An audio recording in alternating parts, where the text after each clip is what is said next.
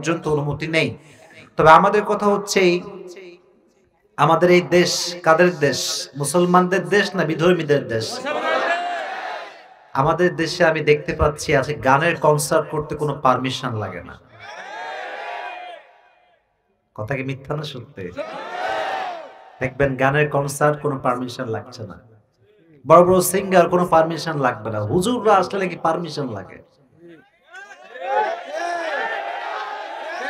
90% মুসলমানের দেশে এই সমস্ত পাইত্রামি সহ্য করা যায় না, ঠিক না? এটা আমরা বরদাস্ত করতে পারবো না। আমাদের কথা হচ্ছে গানের কনসার্ট, এটা মুসলমানদের দেশে বরদাস্ত করা যায় না। আর তাফসীর প্রোগ্রাম করতে চাই, এটা আল্লাহর কথা আমরা বলবো, কারো থেকে পারমিশন নেওয়ার প্রয়োজন আমরা মনে করি না, ঠিক না? আর যদি পারমিশন নিতেই হয়, এটা আমরা দেশের স্বার্থে জনগণের স্বার্থে নিব, বাট পারমিশন নিব আপনাকে সম্মান রক্ষা করবার স্বার্থে। পারমিশন নিতে যাওয়ার পরে আপনি কথা শোনাবেন, হবে না, এইটা সেইটা সমস্যা। আপনি যতই বড় আপনি মুসলমান ঘরের সন্তান, বাট আপনার হৃদয়ে মুনাফিকের রক্ত ঢুকে গিয়েছে। আল্লাহ আমাদের প্রত্যেকটা অঞ্চলে অঞ্চলে কোরআন তাফসীরকে জনসাধারণের জন্য আল্লাহ কবুল করুন। সকলে পড়েন আমিন। তো আমরা আজকে যে কিতাব থেকে তাফসীর শুনবো, এই কিতাবটার নাম কি? সাউন্ড কমে গেল যে, জোরে বলেন, কিতাবটার নাম কি? এই কোরআনে কোনো ভুল আছে? কোনো সন্দেহ আছে? এই কোরআনটাকে মুত্তাকীদের জন্য হেদায়েত স্বরূপ পাঠিয়ে দিয়েছে একজন। আওয়াজ দিয়ে বলেন তো তিনি কে?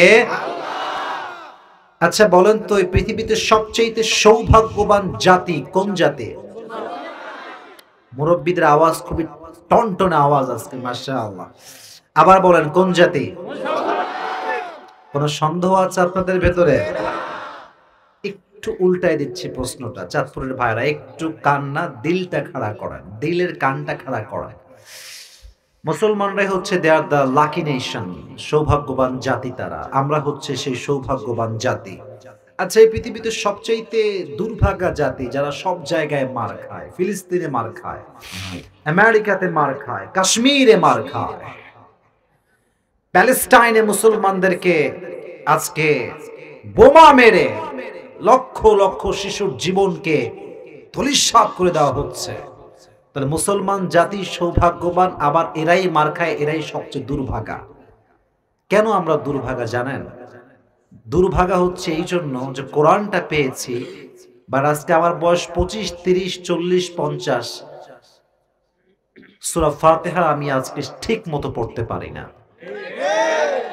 অনেক মুরব্বী আছে, চাঁদপুরের খবর I don't know about it, but আমি আমার চোখে অনেক মুরব্বীকে দেখেছি কান্দে এসে, হুজুর 80 বছরের বয়স, 70 বছরের বয়স, নামাজের দূরে সূরা যে পড়বো আমি, আমার জানা নাই, পারি না, পড়তে পারি না।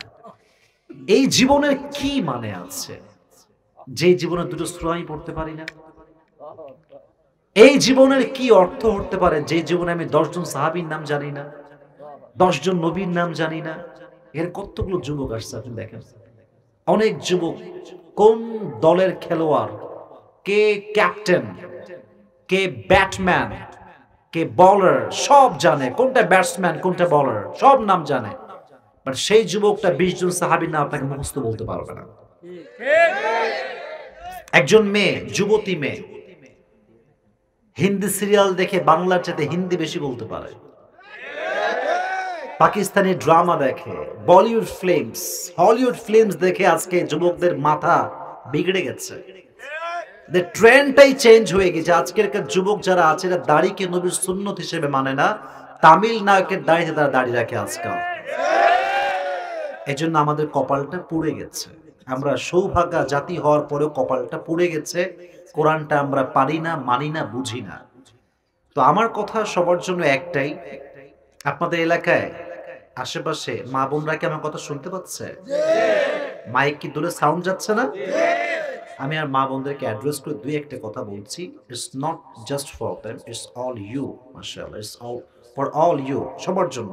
কারো মানে নির্ধারিত বলছি না, সবার জন্য কথা। একটা মেয়ে যখন জিন্সের প্যান্ট পরে রাস্তা দিয়ে হাঁটে, ওটার জন্য যে মেয়ের জীবন নষ্ট হয় তা না, পুরো এলাকার যুবকদের চরিত্র নষ্ট হয়ে যায়, চোখ নষ্ট হয়ে যায়,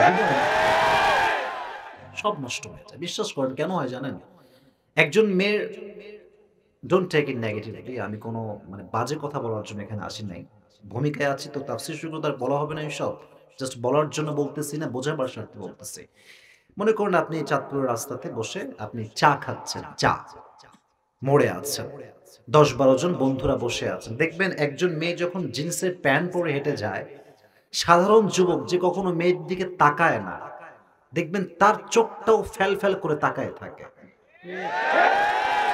যেই চাচা মুরব্বি অলরেডি তার ছেলে আছে, মেয়ে আছে, মেয়েদের কাপড় যখন খারাপ হয় না, চাচার চোখটাও অটোমেটিক্যালি নষ্ট হয়ে যায়। চাচার চোখও তখন মেয়ের দিকে পড়ে যায়। চাচা চাইলেও চোখটাকে হেফাজত করতে পারে না। বাট এর উল্টা একটু ভাবেন, কথাগুলো একটু ফিল করে শোনেন। আমি একটু পরে তাফসীর শুরু করব। ওই জিন্সের প্যান্ট ওয়ালির জায়গাতে একজন বোরকাওয়ালি মেয়ে, যার হাতে মোজা, পায়ে মোজা, মুখ ঢাকা, চোখ ঢাকা, সবকিছু এভরিথিং ইজ কভার্ড বাই বোরকা, সব বোরকা দিয়ে ঢাকা। যে যুবকটা গাঞ্জাখোর, সারাদিন গাঞ্জা খায়, ওইও ওই মেয়েটাকে দেখলে স্যালিউট করতে বাধ্য হয়ে যাবে। ইটস অল অ্যাবাউট হিজাব। এটাই ইসলাম। ইসলাম যা বলেছে এখানেই আছে সুখ। ইসলাম যা বলে নাই সেটা যে করবে এখানে কোনো সুখ থাকতে পারে না।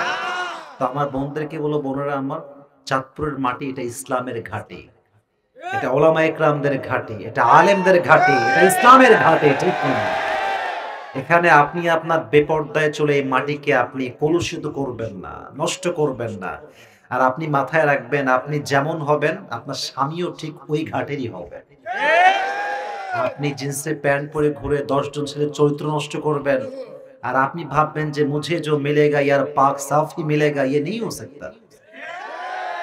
যে যেমন তার স্বামীও তেমন, যে যেমন তার বউ তেমন। মাঝে মাঝে আমি বলি, তুমি মিয়া 5 ঘাটের প্রেম করে আসবা, পানি খেয়ে আসবা, তোমার বউ একেবারে খুব আল্লাহওয়ালি হবে, এটা কোশ্চেন কাল সম্ভব হতে পারে না। الخبيثات للخبيثين والخبيثون للخبيثات والطيبات للطيبين والطيبون للطيبات.